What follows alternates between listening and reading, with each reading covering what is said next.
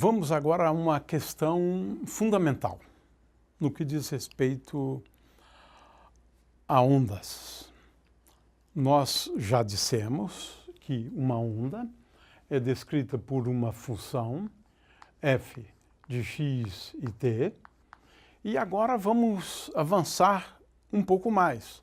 Nós demos um exemplo da propagação de um pulso, mas de qualquer maneira, ondas, elas sempre são reconhecidas pela evolução no tempo e no espaço.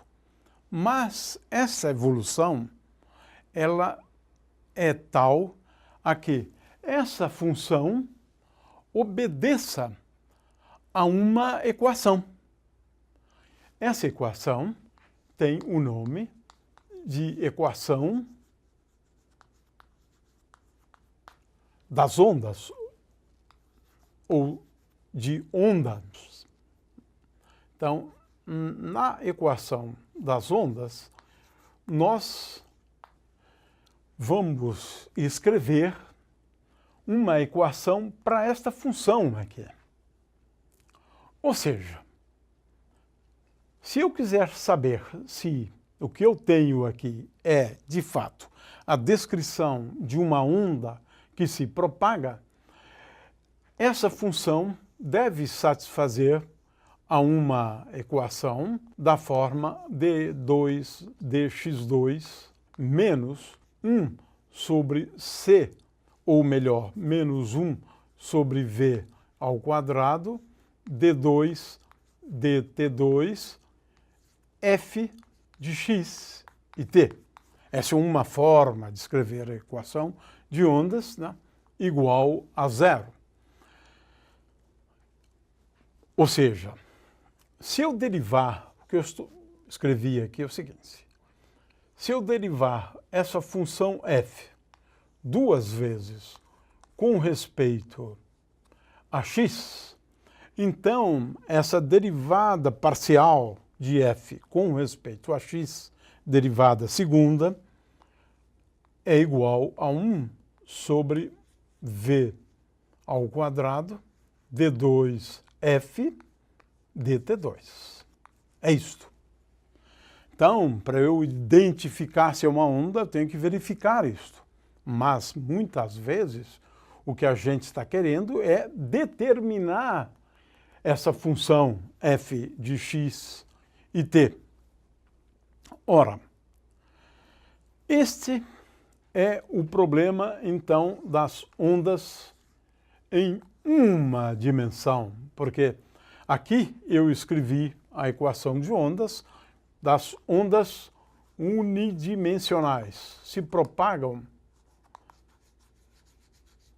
só ao longo do eixo x.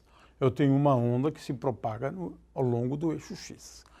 O que é importante se ressaltar aqui é o seguinte: essas ondas que nós estudamos ao longo do curso são ondas conhecidas como ondas lineares. Então, esse é um momento bom para a gente estabelecer uma distinção de ondas lineares de ondas não lineares. No caso de uma onda não linear, né, ela deve satisfazer uma equação, por exemplo, d2 psi dx2 menos 1 sobre v ao quadrado d2 dt2 psi igual a f de psi, uma função de psi. Isso aqui nos remete a um problema muito difícil, né? Estou falando aqui de ondas, então, não lineares. Não lineares. São ondas cujo estudo é bem mais complexo do que a gente vai fazer aqui.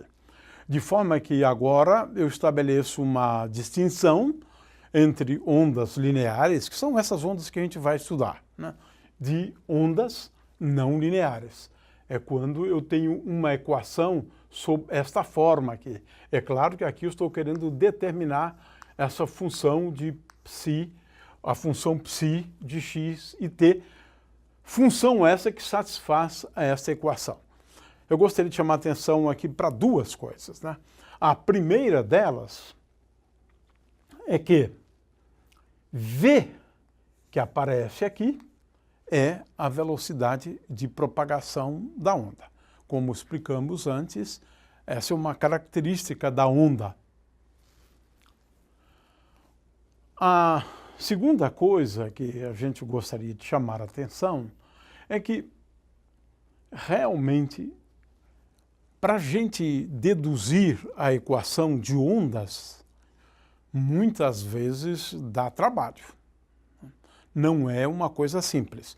Nós vamos derivar, por exemplo, a equação de ondas se propagando numa corda, por exemplo, né? Ou de uma onda sonora se propagando em uma dimensão. O fato é que esses casos são relativamente simples. Nós fazemos hipóteses simples. E no processo de dedução, o que aparecer aqui é 1 sobre v ao quadrado. De forma que, para a gente deduzir a equação de ondas, muitas vezes nós temos que recorrer a outras equações. Por exemplo, no caso das ondas eletromagnéticas, a base são as equações de Maxwell do eletromagnetismo. De forma que, a partir das equações de Maxwell, você vai deduzir uma equação de ondas.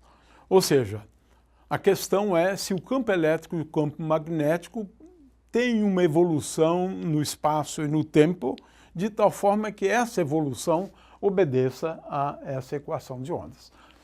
Neste caso, nós dizemos que a solução dessa equação é uma onda. E que esse algo que se propaga é uma onda. Então, esse é o aspecto mais relevante, né? Agora, podemos inverter o problema, né? Qual é a solução? Agora, vamos inverter o problema. Qual é a solução para essa equação? Nós devemos buscar soluções para essa equação aqui. Ora, neste caso, a gente sugere mais uma tentativa e erro, né? Porque nós já estudamos lá os pulsos, né? Então, eu tenho duas soluções, na verdade, e se eu considerar a soma das duas soluções, eu tenho uma solução também. De fato, o que é mais curioso, né, é o seguinte: se eu escrever uma função de tal forma que essa função dependa só de x menos vt, veja, eu estou agora resolvendo a equação de ondas. Eu estou procurando uma solução para essa equação. E se eu propuser aqui uma proposta, né, de solução. Ora, mediante essa proposta, vamos lá, vamos derivar f com respeito a x. Ora, a derivada de f com respeito a x é igual a f', de forma que eu poderia chamar de xi a função x menos vt, de forma que f' é função de xi, né? E esse f' que está aqui, f' é igual a, na realidade, df de xi. df de xi.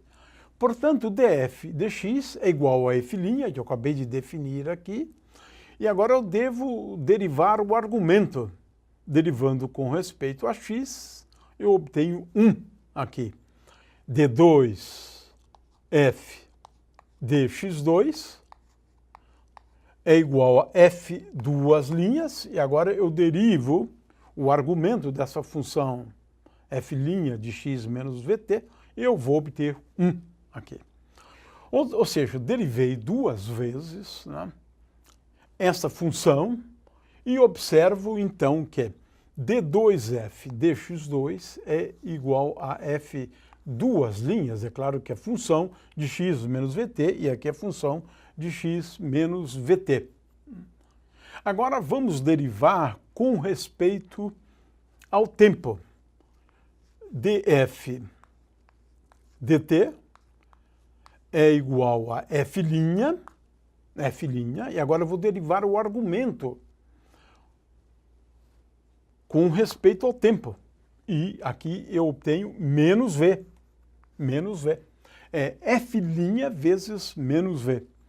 Derivo duas vezes com respeito ao tempo.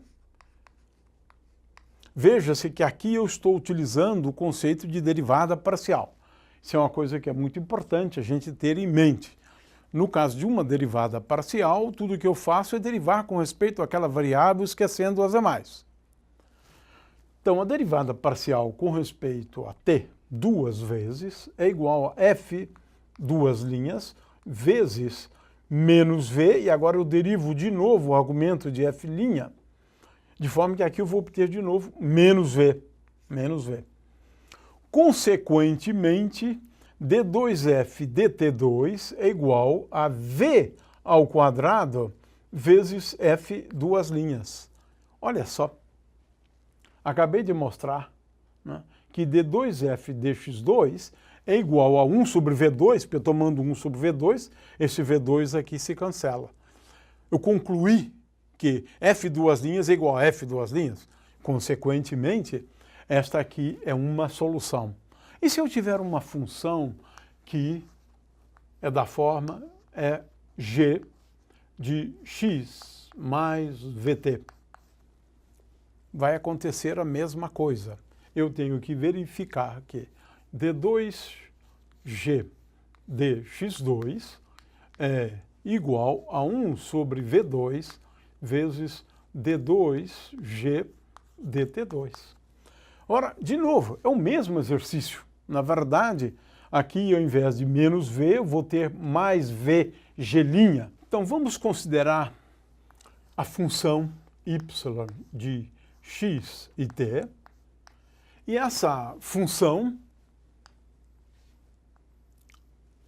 é uma função tal que ela é dada pela soma de uma função f de x menos vt mais g de x mais vt.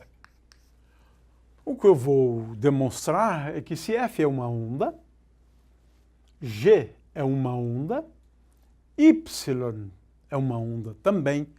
Por quê? Y satisfaz a equação d2 de x2 de y de x e t igual a 1 sobre v2 d2 y de x e t dt2.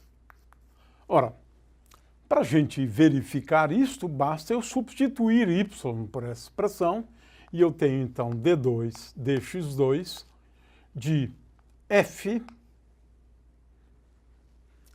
mais d2 dx2 de g,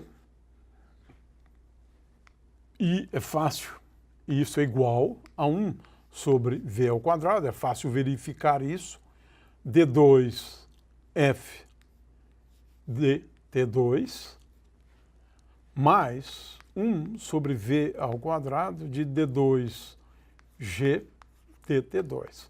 Ora, como f satisfaz a equação de ondas e g satisfaz a equação de ondas, eu acabei de verificar, levando em conta a linearidade da equação, que essa combinação também é uma onda. E aqui, então, nós estamos falando da solução mais geral possível da equação de ondas. E como nós vimos, nós estamos falando aqui agora da solução mais geral possível. Não apenas de um pulso, essa é a solução mais geral.